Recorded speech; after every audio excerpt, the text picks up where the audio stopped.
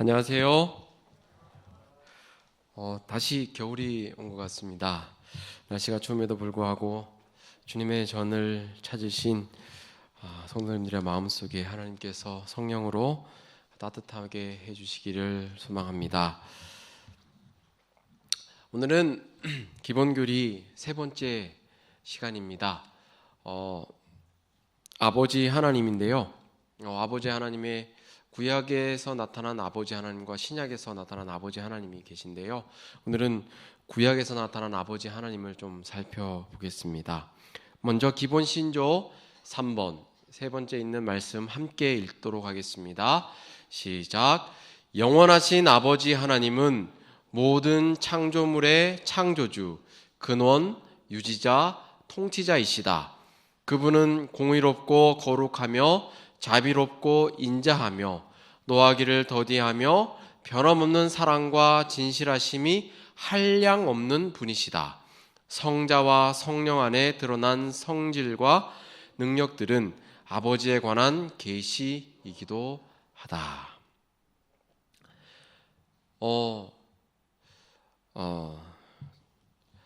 우리가 성경에서 알고 있는 아버지 하나님은 두려운 분이십니까? 아니면 사랑이 무한하신 사랑이신 하나님이십니까? 사랑이신 하나님. 네. 그런데 일부의 사람들은 아버지 하나님을 두려운 분, 무서운 분으로 생각합니다. 구약에 있는 말씀들 때문입니다. 구약 출애굽기 21장에는 이런 말씀이 있습니다. 그러나 다른 해가 있으면 갑되 생명은 생명으로, 눈은 눈으로, 이는 이로, 손은 손으로, 발은 발로, 된 것은 된 것으로, 상하게 한 것은 상함으로, 때린 것은 때림으로 갚을지니라. 하나님에 대해서 오해를 하게끔 하는 성경절입니다.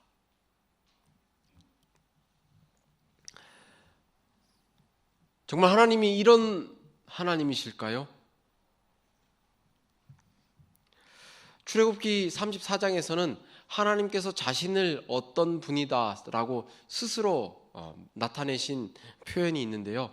출애굽기 34장 6절과 7절에는 이렇게 말씀하십니다. 함께 읽겠습니다. 시작. 여호와께서 그의 앞으로 지나시며 선포하시되 여호와루라 여호와루라 자비롭고 은혜롭고 노하기를 더디하고 인자와 진실이 많은 하나님이라. 인자를 천대까지 베풀며 악과 과실과 죄를 용서하리라. 그러나 벌을 면제하지는 아니하고 아버지의 악행을 자손 3, 4대까지 보응하리라. 이 말씀은 하나님께서 모세에게 하신 말씀을 모세가 기록한 말씀입니다. 하나님은 자비롭고 은혜롭고 노하기를 더디하고 인자와 진실이 많은 하나님이십니다. 이것을 좀 한번 살펴보겠습니다. 시대소망에는 이렇게 말씀하십니다. 그는 하나님의 생각을 들을 수 있도록 한 하나님의 말씀이셨다. 예수님은 하나님의 생각을 들을 수 있도록 하는 하나님의 말씀이었다는 것입니다. 하나님에 대해서 하나님을 본 사람은 아무도 없습니다. 모세도 하나님을 보지 못했죠. 하나님을 본 사람은 아무도 없지만 우리는 하나님을 예수님을 통해서 알 수 있는데요. 그 예수님이 하나님의 말씀이시기 때문이라는 사실입니다. 자, 그럼 우리 기본교리 제7난실 예수재림교 기본교리가 말하는 아버지 하나님은 어떤 분이신지 한번 살펴보겠습니다. 첫 번째로 인자하신 하나님입니다. 교리 34쪽에는 이렇게 기록되어 있습니다. 인자하심은 맹목적으로 용서하는 것이 아니다. 공의의 원칙에 의해 인도되는 것이다. 그분의 인자하심을 거절하는 이들은 악에 대한 그분의 형벌을 거둔다. 하나님은 인자하신 분이라고 하십니다. 하지만 인자하시다고 해서 맹목적으로 무조건 용서하시는 것은 아니라는 사실이죠. 출애굽기 34장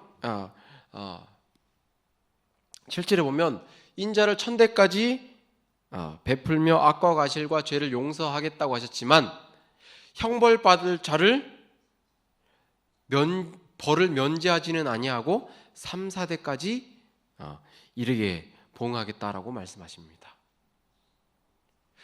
인자하신 하나님의 속성에는 천대까지 은혜를 베푸시는 그런 사랑의 속성이 담겨져 있고요.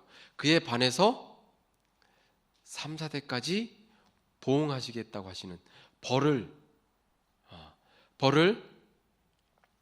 완전히 없이 하지는 않으신다는 말씀을 하고 있습니다. 진정한 인자하신 하나님의 모습 속에는 뒤에도 나오겠지만 구원과 보응을 함께 하시는 그런 하나님의 속성이 인자하심 속에 드러나 있음을 발견하게 됩니다. 사사하면 떠오르는 사람이 누가 있죠? 삼손. 네, 삼손. 이 삼손이 하나님의 말씀을 분명히 알았습니다. 그렇죠? 예.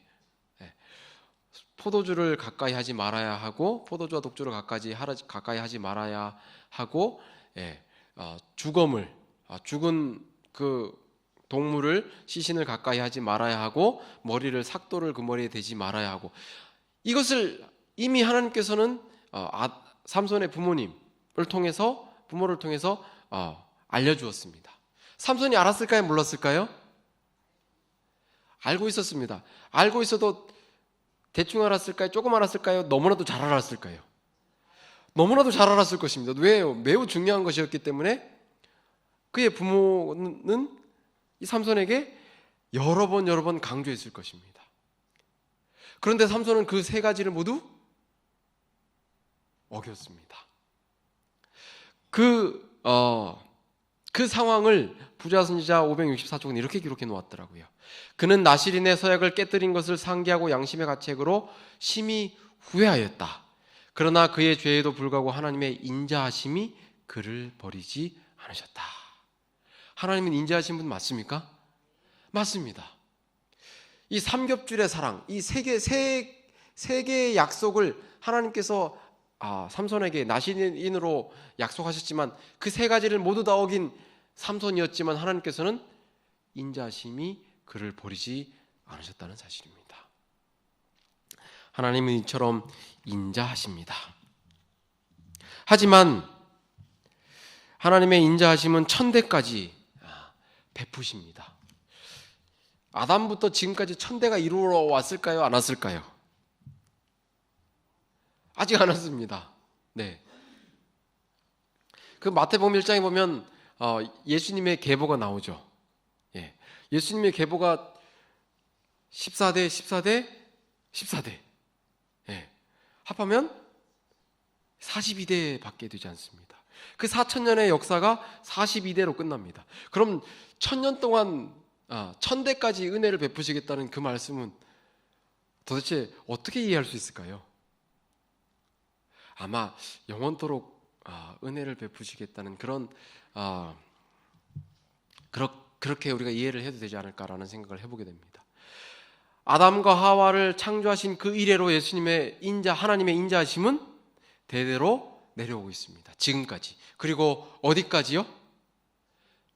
구원받는 백성들이 하늘나라에 가서 영원토록 살 때까지 하나님의 인자하심은 이어질 것을 이 출애굽기 34장 7절을 통해서 우리는 발견할 수 있는 것입니다.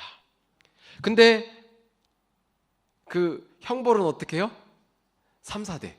3, 4대는 금방 지나가요? 안 지나가요? 금방 지나갑니다. 하나님의 인자하심은 이와 같다는 사실입니다. 삼손이 비록 세 가지의 하나님과의 서원을 다 어겼지만 하나님은 그래도 그를 버리지 않으셨던 것처럼 오늘 저와 여러분들을 그렇게 인자하심으로 우리를 버리지 않으신다는 사실을 깨닫게 되시길 바랍니다. 하나님은 이런 분이십니다. 두 번째, 언약의 하나님이라고 나와 있습니다. 역대상 16장 15절 16절 한번 함께 읽겠습니다. 시작. 너희는 그 언약 곧 천대에 명하신 말씀을 영원히 기억할지어다. 이것은 아브라함에게 하신 언약이며 이삭에게 하신 맹세며. 하나님의 약속은 절대 지키시는 분이실까요? 아니면 잊어버리시는 분이실까요? 절대 지키시는 분이십니다. 하나님께서는 아브라함과 이삭과 야곱에게 약속하셨습니다. 아브라함에게 어떤 약속을 하셨죠? 땅을 주겠다. 그리고 자손을 하늘의 별처럼 셀 수 없이 많도록 해주겠다. 그 약속을 이루셨습니까? 이루셨습니다. 이것은 마치 아담과 하와가 선악을 알게 하는 나무의 실과를 따 먹은 다음에 창세기 3장 15절을 통해서 하나님께서 어떤 약속을 하셨죠? 독생자 예수 그리스도를 보내주시겠다는 그 약속을 하셨습니다. 그 약속이 예수님께서 십자가를 통해서 이루어졌습니다. 이것은 저는 이 언약의 완성이라고 보고 싶습니다. 이 언약의 완성을 통해서 언약의 하나님께서 언약의 완성을 통해서 모든 인류를 다시 살 수 있는 기회를 허락하셨기 때문입니다. 약속을 잘 지키는 사람과 약속을 맺고 싶으세요? 아니면 약속을 잘 안 지키는 사람과도 약속을 이렇게 하고 싶으세요? 잘 지키는 사람과 하고 싶죠? 예. 약속 잘 안 지키는 사람이랑 약속 안 하고 싶으시죠? 그런데 하나님은 언약의 하나님이십니다. 사람들이, 저와 여러분들이 하나님과 서원하잖아요. 약속하잖아요. 근데 약속을 항상 지켜요, 못 지켜요? 지키긴 지키는데 전부 다는 못 지킵니다. 그런데도 하나님은 우리와 약속하십니다.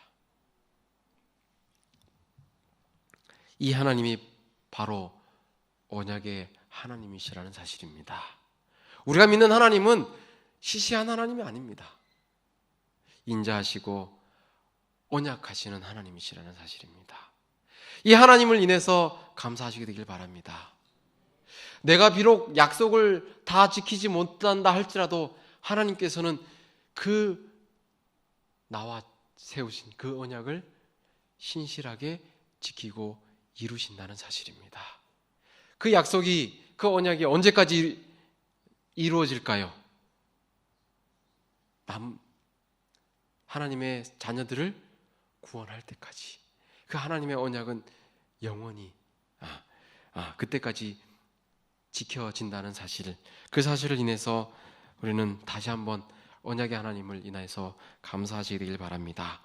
세 번째, 구속자 하나님입니다. 기본교리 34쪽에는 이렇게 말씀하십니다. 하나님은 멀리 떨어져서 홀로 계시는 무관심한 분이 아니라 우리 일에 깊이 관여하고 계시는 분이시다. 하나님은 이런 분이십니다. 우리를 구원하시긴 구원하시는데 하늘에서 구원하시는 분이 아니라 어디에서 구원하신다고요? 우리와 깊이 관여해서 구원하시고 구속하시는 분이 우리가 믿는 하나님이라는 사실입니다. 시편 18편은 이렇게 말씀하십니다. 나의 힘이 되신 여호와여, 내가 주를 사랑하나이다.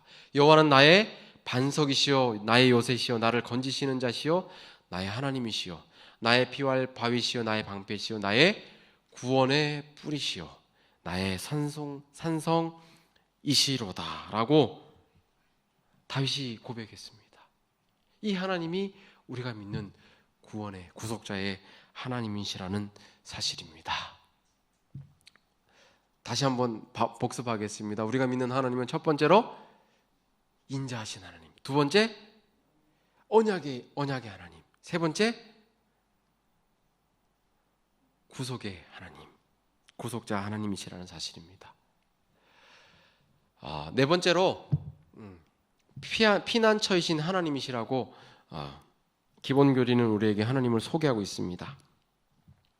시편 27편 5절에는 여호와께서 환난 날에 나를 그의 초막 속에 비밀히 지키시고 그의 장막 은밀한 곳에 나를 숨기시며 높은 바위 위에 두시리로다 라고 다윗이 시를 썼으면서 피난처이신 하나님을 노래했습니다. 이때의 다윗의 상황은 어땠을까요? 사울의 추격을 피해서 도망 다닐 때의 상황입니다. 그때에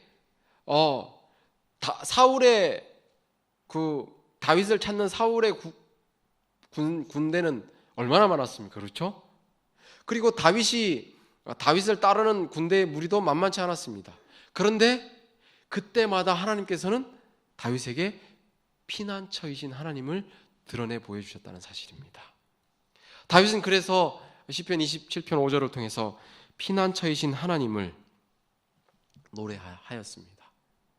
두 번째로 하나님은 우리의 피난처시오 힘이시니 환난 중에 만날 큰 도움이시라라고 노래했는데요. 다윗은 이 두 가지의 하나님을 두 가지의 피난처의 하나님을 노래하지 않았을까라는 생각을 해보게 됩니다. 두 번째, 첫 번째는 대적으로부터의 피난처가 되시는 하나님이시고요. 두 번째로는 나의 마음 속에서 시작되는 그 악한 마음에서부터 피난처가 되시는 하나님. 다윗이 사울을 죽일 기회가 있었습니까? 없었습니까? 있었습니다. 몇 번이나 있었습니다. 동굴 속에 숨었을 때에도 죽일 수 있었고요. 또 다윗이 그 진영 속에 들어갔을 때에도 다윗은 그렇게 해라 말만 했어도 자신의 부하를 통해서 죽일 수 있었습니다. 그런데 다윗은 그렇게 하지 않았습니다. 원수를 갚고자 하는 마음으로부터 다윗은 하나님을 피난처로 삼았다는 사실입니다. 우리의 마음속에 죄악이 도사리고 있을 때에 그때에 하나님을 피난처로 삼았다는 사실입니다.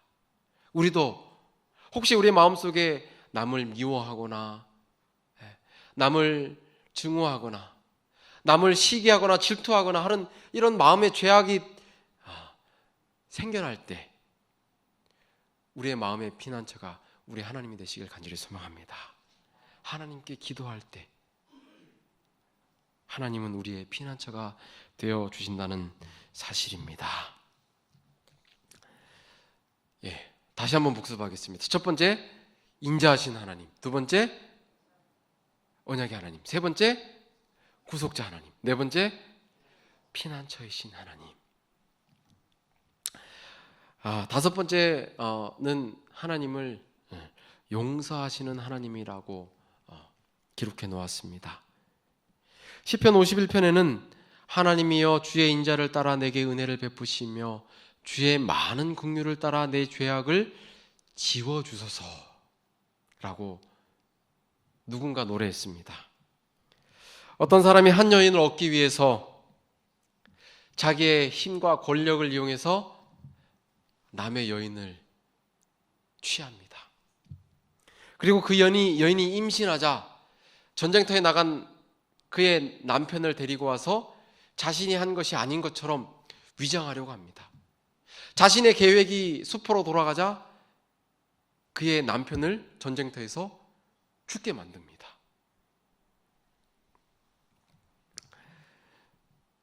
만약 여러분이 그런 상황 가운데 있다면 용서할 수 있을까요?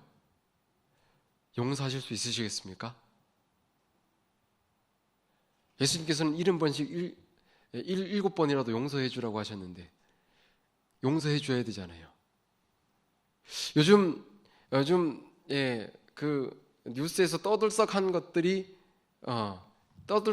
중에 하나가 미투입니다. 미투. 미투 운동.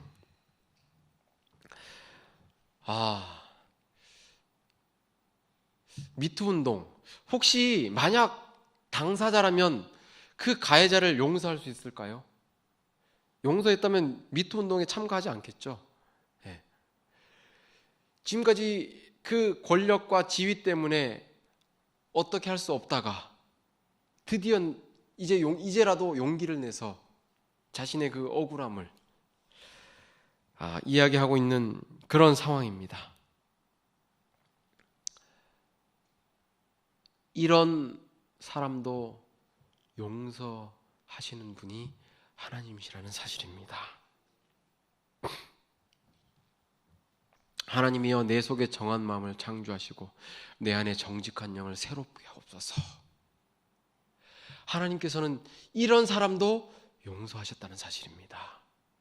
물론 아까 첫 번째 말씀드린 인자하신 하나님처럼 다윗이 범죄한 그 사실로 말미암아 자신이 낳은 그 4명의 아들이 죽임을 당했습니다. 4배로 그 아들이 잃을 것을 하나님께서 말씀하셨고 이런저런 방법으로 4명의 아들을 잃게 됩니다. 하지만 하나님은 다윗의 죄를 모두 용서하셨다는 사실입니다. 다윗을 용서하신 하나님께서 오늘 저와 여러분의 모든 죄를 용서하실 줄 믿습니다. 용서하시는 하나님의 마음을 닮아서 우리도 용서할 수 있는 하나님의 마음을 담게 되시길 간절히 소망합니다. 시편 미가서 7장 19절에는 이렇게 말씀하십니다. 다시 우리를 불쌍히 여기셔서 우리의 죄악을 발로 밟으시고 우리의 모든 죄를 깊은 바다에 던지시리로다. 깊은 바다에 던지면 죄가 다시 떠오를까요? 안 떠오를까요? 안 떠오릅니다. 하나님은 우리가 회개한 그 죄를 다시는 말씀하지 않으십니다. 용서에 대해 생각하면서 우리는 어떤 사람이 용서를 받지 못할 사람이라면 우리도 용서받지 못할 사람이라는 생각을 하게 됩니다. 나도 용서받으면 다른 사람도 모두 용서받을 수 있다는 생각을 한다는 것입니다. 우리가 회개했기 때문에 하나님께서 용서하시는 것이 아니라 나를 사랑하셔서 용서해 주기를 원하시는 그 하나님을 믿음으로 우리가 하나님으로부터 진정한 죄로부터 진정한 자유를 누릴 수 있다는 사실입니다. 하나님을 믿는 믿음의 시작점은 내 마음에서부터가 아니라 하나님의 사랑, 하나님의 용서, 하나님으로부터 시작되어야 한다는 사실입니다. 하나님의 사랑 때문에 우리가 용서받을 수 있고 하나님의 사랑 때문에 우리가 구원함을 받을 수 있고 구속함을 받을 수 있다는 사실입니다. 하나님은 이런 하나님이십니다. 6번째, 선하신 하나님이십니다. 함께 읽어볼까요? 시편 146편 7절로 9절입니다. 시작. 억눌린 사람들을 위해 정의로 심판하시며 줄인 자들에게 먹을 것을 주시는 이시로다. 여호와께서는 갇힌 자들에게 자유를 주시는도다. 여호와께서 맹인들의 눈을 여시며 여호와께서 비굴한 자들을 일으키시며 여호와께서 의인들을 사랑하시며 여호와께서 나그네들을 보호하시며 고아와 과부를 붙드시고 악인들의 길을 굽게 하시는도다.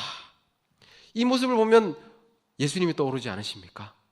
예수님께서 이 땅에서 공생애 하시면서 나타나신 그 모습, 하나님의 선하신 모습이라는 사실입니다. 혹시 여기에 우리가 포함될 수도 있습니다. 의인들을 사랑하시고 줄인 자에게 먹을 것을 주시고, 혹시 우리가 굶주릴 때 주님께 기도하시길 바랍니다. 선하신 하나님께서 먹을 것을 주실 것입니다. 갇힌 자에게 자유를 누리게 하시는 하나님, 이 선하신 하나님이 우리의 하나님이라는 사실을 인해서 감사하게 되길 바랍니다. 하나님의 선하심은 종교와는 상관이 없습니다. 그 말은 뭐냐면 하나님을 믿는 사람에게만 햇빛이 비칠까요? 아니죠. 하나님을 믿는, 하나님을 신실히 믿고 섬기는 사람들의 밭에만 비가 내릴까요? 아닙니다. 하나님의 선하심은 온 인류에게 동일하게 풍성이 임해 온다는 사실입니다.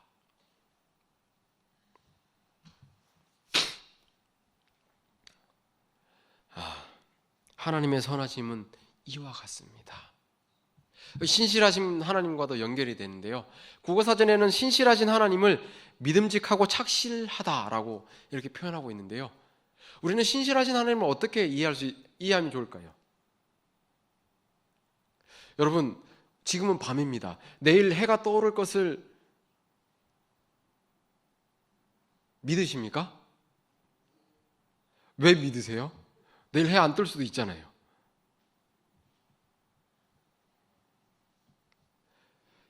우리가 지금까지 살아오면서 해 안 뜬 적 있어 없어요? 없습니다. 그렇게 해가 항상 일출 시간이 되면 뜨도록 하시는 분이 하나님이시기 때문입니다. 하나님의 신실하심입니다.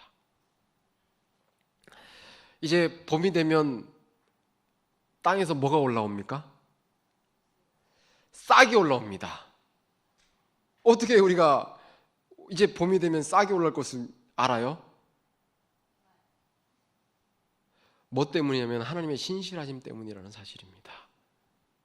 하나님의 신실하심은 단 한순간도, 물론 히스기야를 통해서 해가 멈춘 이런 사건이 있지만, 사람들이 살아가도록 하나님의 신실하심은 어제나 오늘이나 앞으로 계속해서 이어진다는 사실입니다. 하나님의 신실하심은 이와 같다는 사실입니다. 기본교리 35쪽은 이렇게 말씀하십니다. 하나님은 이스라엘이 불성실 때문에 야기된 재난 속에 들어가도록 허용하셨지만 이는 이스라엘의 길을 바로잡고자 하심이다. 여전히 이스라엘을 자비하심으로 감싸주셨다. 하나님의 신실하심은 이와 같다는 사실입니다. 이스라엘 백성들이 애굽에서 하나님께서 아브라함을 부르셨을 때에 잠시 포로로 가 있을 것을 예언해 주셨죠. 그리고 400년 동안의 430년의 포로 기간을 마치고 모세를 통해서 포로된 생활에서 해방시켜 주셨습니다. 그리고 그 가운데 이스라엘 백성들이 불평과 불만이 많았지만 그 가운데서 하나님께서는 신실하게 구름 기둥과 불 기둥으로 이스라엘 백성들을 인도하셨다는 사실입니다. 만나가 안식일을 빼고 이스라엘 백성들이 광야에 있는 동안 안 내린 적이 있습니까? 없습니까? 없습니다. 하나님의 신실하심은 이와 같다는 사실입니다. 하나님의 신실하심은 어제나 오늘이나 영원토록 동일하심을 인하여 다시 한번 하나님께 감사하시게 되길 바랍니다.